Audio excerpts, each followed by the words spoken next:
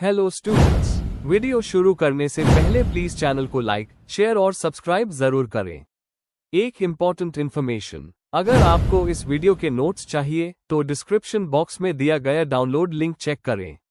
Thank you. चलिए शुरू करते हैं। इस वीडियो में हम पढ़ेंगे MES 47 open and distance education के प्रीवियस ईयर क्वेश्चन और most important questions with answers. ये क्वेश्चंस आपके एग्जाम के लिए बहुत इम्पॉर्टेंट है। अगर आपने ये अच्छे से कर लिए तो एग्जाम निकलना पक्का है। Let's begin. Question 5। Select a topic for developing SLM unit. Develop the beginning part of the unit.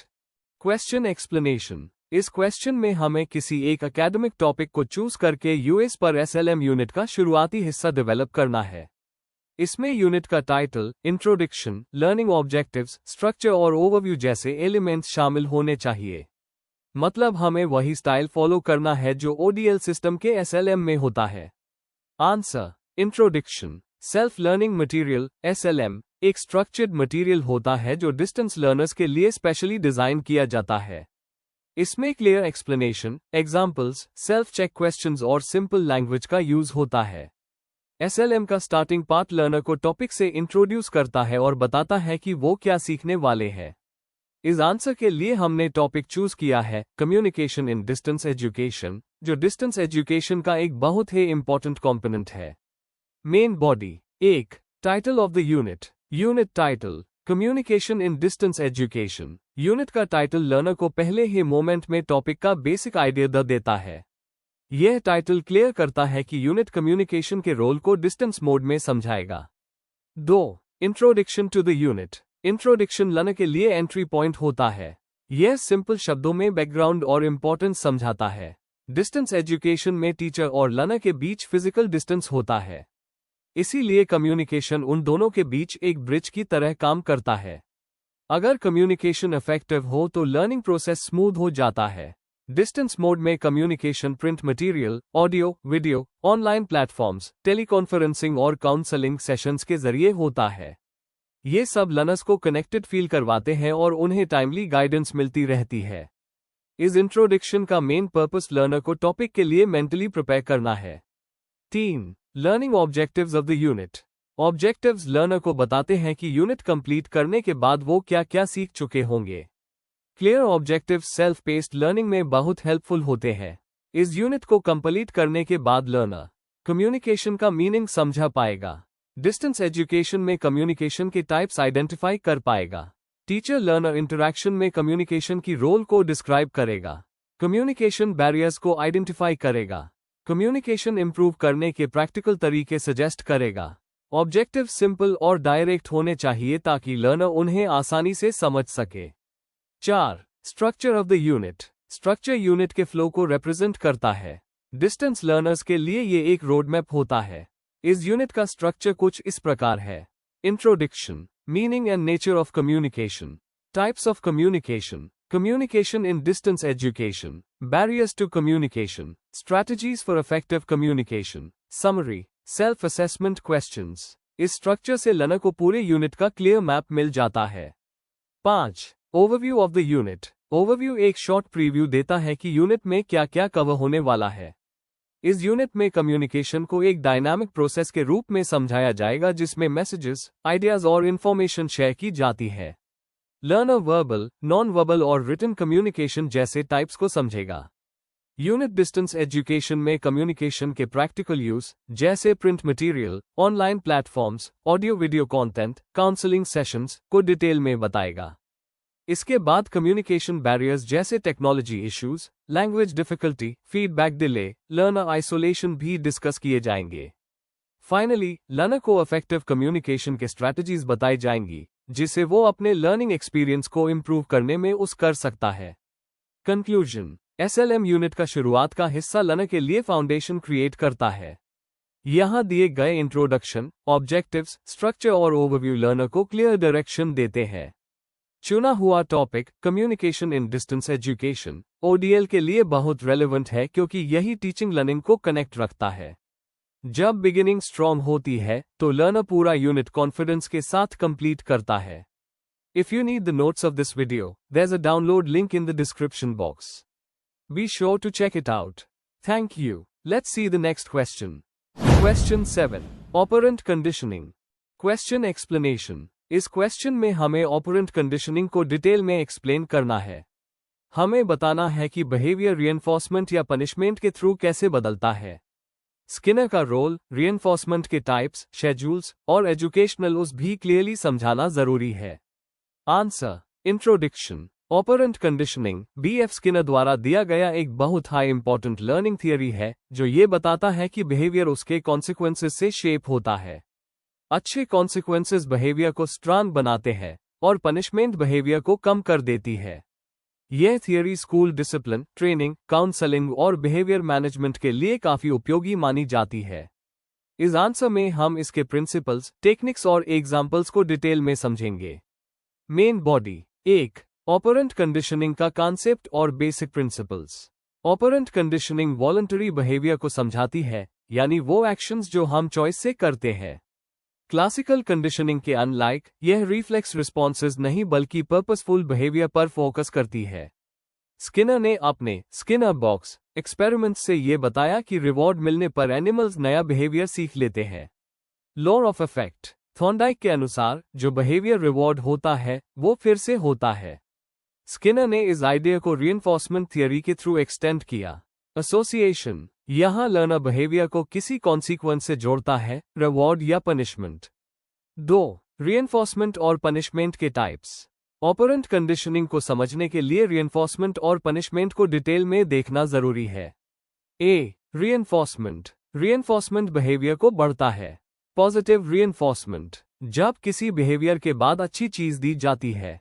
Example, शाबाशी, स्टार, रिवॉर्ड। नेगेटिव रिइंफोर्समेंट, जब किसी तकलीफ या बर्डन को हटा दिया जाए। एग्जाम्पल, अच्छे परफॉर्मेंस पर एक्स्ट्रा होमवर्क हटा देना। दोनों बिहेवियर को स्ट्रांग बनाते हैं। बी. पनिशमेंट। पनिशमेंट बिहेवियर को कम करती है। पॉजिटिव पनिशमेंट, कुछ अनप्लेजेंट चीज ऐड करना, जैसे डांटना।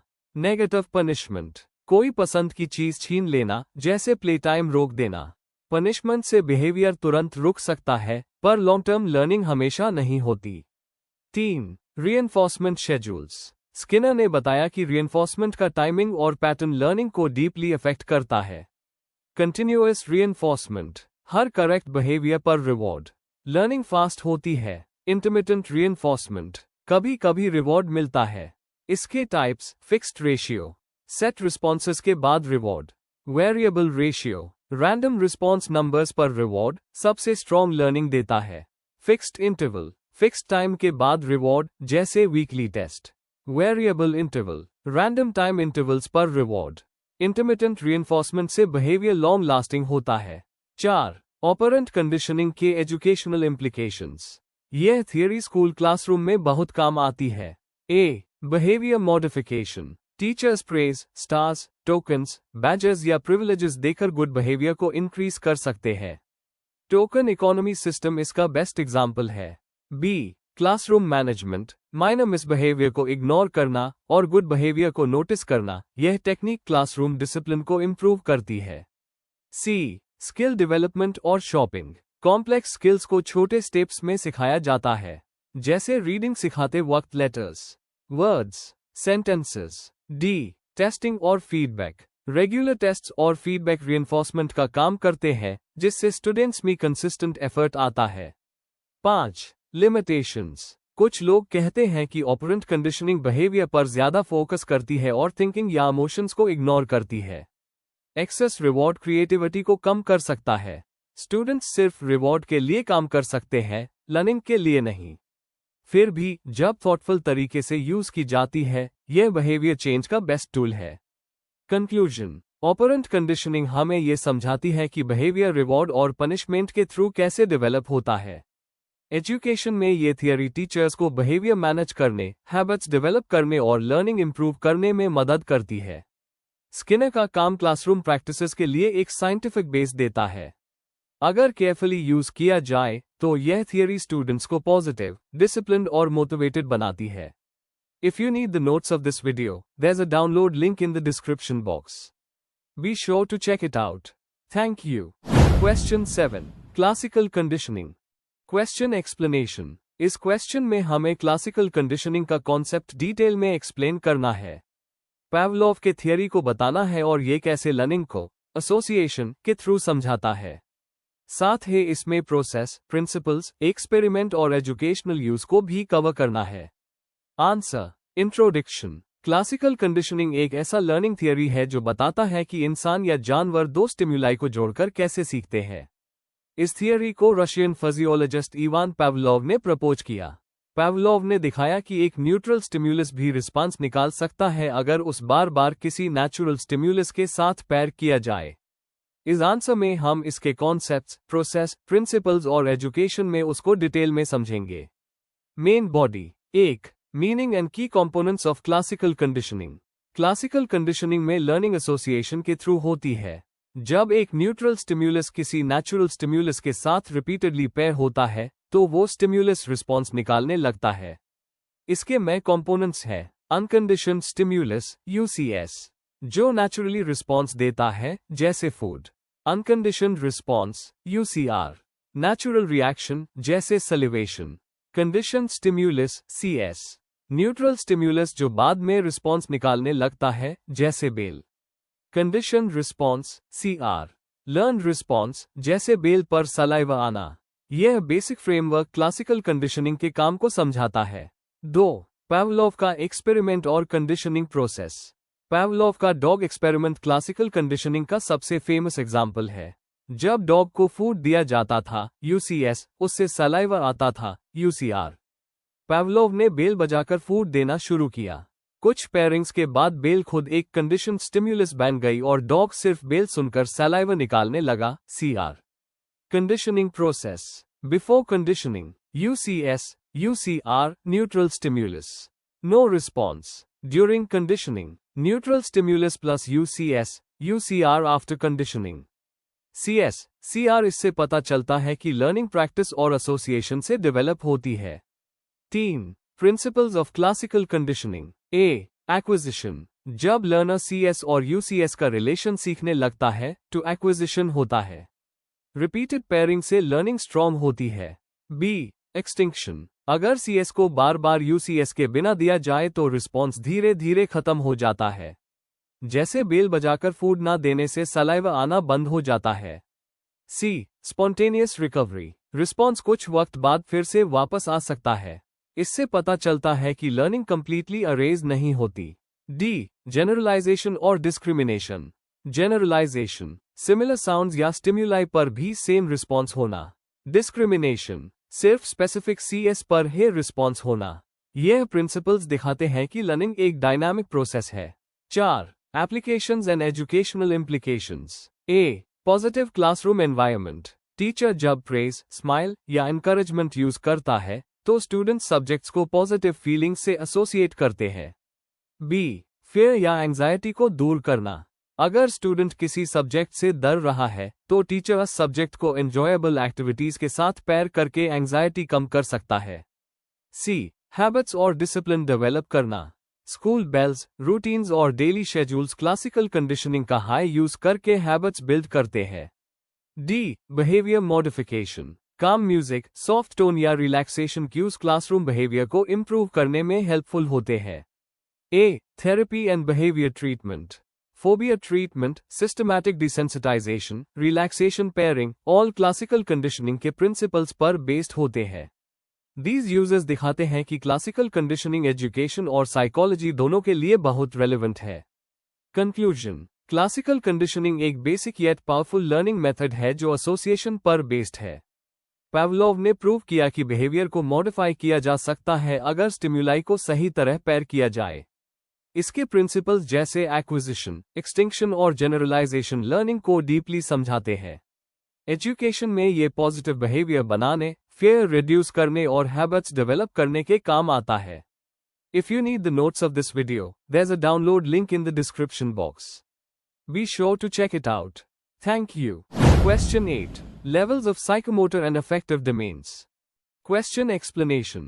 इस क्वेश्चन में हमें साइकोमोटर डोमेन के लेवल्स, जो मोटर स्किल और फिजिकल मूवमेंट से जुड़े होते हैं, और अफेक्टिव डोमेन के लेवल्स, जो वैल्यूज, एटीट्यूड और इमोशन से रिलेटेड है, को डिटेल में एक्सप्लेन करना है।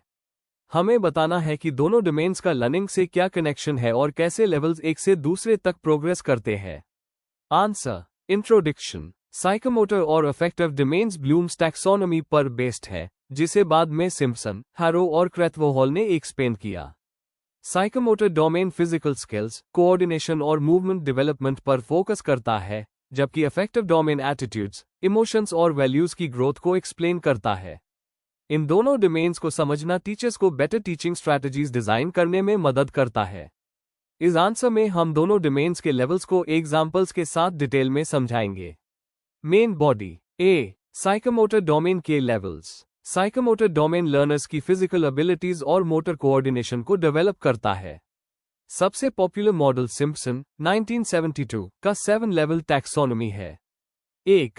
Perception awareness. यहां लर्नर सेंसरी क्यूज का यूज करता है मूवमेंट समझने के लिए। वो ऑब्जर्व और आइडेंटिफाई करता है कि एक्शन कैसे होना चाहिए। एग्जाम्पल, एक स्टूडेंट योगा टीचर को देखकर सही पोस्चर आइडेंटिफाई करता है। 2. सेट तैयारी या रेडीनेस। इस स्टेज पर लर्नर मेंटली और फिजिकली टास्क के लिए रेडी होता है। ये इंटेंशन, पोस्चर और इक्विपमेंट रेडीनेस को इंक्लूड करता है। एग्जाम्पल, पेंटिंग स्टार्ट करने से पहले स्टूडेंट ब्रश और कलर्स रेडी करता है। 3. गाइडेड रिस्पॉन्स शुरुआती प्रैक्टिस। लर्नर टीचर के गाइडेंस या डेमोन्स्ट्रेशन के थ्रू स्किल प्रैक्टिस करता है।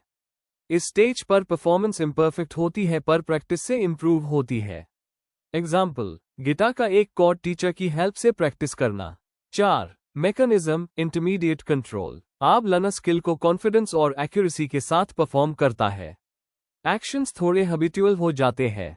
एग्जाम्पल, कीबोर्ड पर स्मूथली टाइपिंग करना after practice. 5. Complex overt response. यहां लर्नर कॉम्प्लेक्स मूवमेंट पैटर्न्स को एक्यूरेसी और कोऑर्डिनेशन के साथ करता है।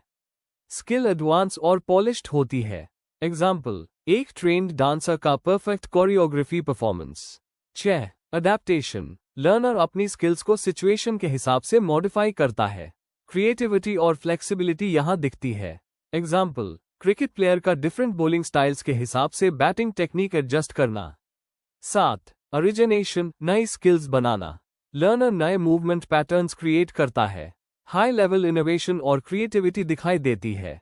एग्जाम्पल, फैशन डिजाइनर का नया स्टिचिंग पैटर्न डेवलप करना। बी. अफेक्टिव डोमेन के levels. Affective domain attitudes, values और इमोशंस की डेवलपमेंट को एक्सप्लेन करता है। क्रैथवोहोल की टैक्सोनॉमी 1964 में 5 हायरार्किकल लेवल्स दिए गए हैं। 1. Receiving awareness and attention. Learner listening और ऑब्जर्विंग के लिए ओपन होता है। वो न्यू आइडियाज को एक्सेप्ट करने की विलिंगनेस दिखाता है। एग्जाम्पल, एथिक्स लेसन के दौरान स्टूडेंट्स का अटेंटिव होना। 2. Responding active participation. Learner actively participate करता है और इंटरेस्ट शो करता है। टीचर के क्वेश्चंस का जवाब देता है या एक्टिविटी ज्वाइन करता है। एग्जाम्पल, क्लास डिस्कशन में अपना ओपिनियन देना। 3. वैल्यूइंग वैल्यू डेवलप करना। लर्नर किसी आइडिया या बिहेवियर को इंपॉर्टेंस देता है। वैल्यू उनके डिसीजन मेकिंग को इन्फ्लुएंस करती है। एग्जाम्पल, क्लीनलीनेस को वैल्यू देना और स्कूल सफाई ड्राइव ज्वाइन करना। 4. ऑर्गेनाइजेशन वैल्यूज इंटीग्रेट करना।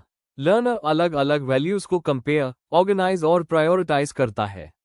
वो अपना एक वैल्यू सिस्टम डेवलप करता है। एग्जाम्पल, ऑनेस्टी को अपना मेन गाइडिंग वैल्यू चूज करना। 5. Characterization internalization of values. Highest level जहां लर्नर की पर्सनैलिटी उसके वैल्यू सिस्टम को रिफ्लेक्ट करती है। बिहेवियर कंसिस्टेंट होता है और डीपली हेल्ड वैल्यूज विजिबल होती है। एग्जाम्पल, किसी इंडिविजुअल का हमेशा एम्पैथी और रिस्पॉन्सिबिलिटी प्रैक्टिस करना। सी. दोनों डोमेन्स का एजुकेशनल इंपॉर्टेंस। Holistic development. ये डोमेन स्टूडेंट्स को कॉग्निटिव लर्निंग के साथ इमोशनल और फिजिकल ग्रोथ देते हैं। Skill based learning. Psychomotor skills vocational और स्पोर्ट्स एजुकेशन के लिए एसेंशियल होते हैं। Value based education affective domain discipline और रिस्पॉन्सिबल बिहेवियर डेवलप करता है। Better assessment. Teachers in domains के बेसिस पर इफेक्टिव परफॉर्मेंस बेस्ड असेसमेंट्स बना सकते हैं। Real life readiness. दोनों डोमेन स्टूडेंट्स को प्रैक्टिकल सिचुएशंस और एथिकल डिसीजंस के लिए प्रिपेयर करते हैं। कंक्लूजन। साइकोमोटर और अफेक्टिव डोमेन्स लर्नर की ओवरऑल पर्सनालिटी डेवलपमेंट में बहुत इंपॉर्टेंट रोल प्ले करते हैं। साइकोमोटर डोमेन उनकी फिजिकल स्किल्स को स्ट्रांग बनाता है, जबकि अफेक्टिव डोमेन उनके वैल्यूज और एटीट्यूड को शेप करता है। इन लेवल्स को समझकर टीचर्स बेटर टीचिंग प्लान्स और असेसमेंट्स डिजाइन कर सकते हैं। दोनों डोमेन्स मिलकर स्टूडेंट्स को लाइफ के लिए प्रैक्टिकली तैयार करते हैं। Before we end, please like, share and subscribe the channel for more such study materials and one important information अगर आपको नोट्स चाहिए तो डिस्क्रिप्शन बॉक्स में डाउनलोड लिंक दिया हुआ है, जरूर चेक करें। Thank you.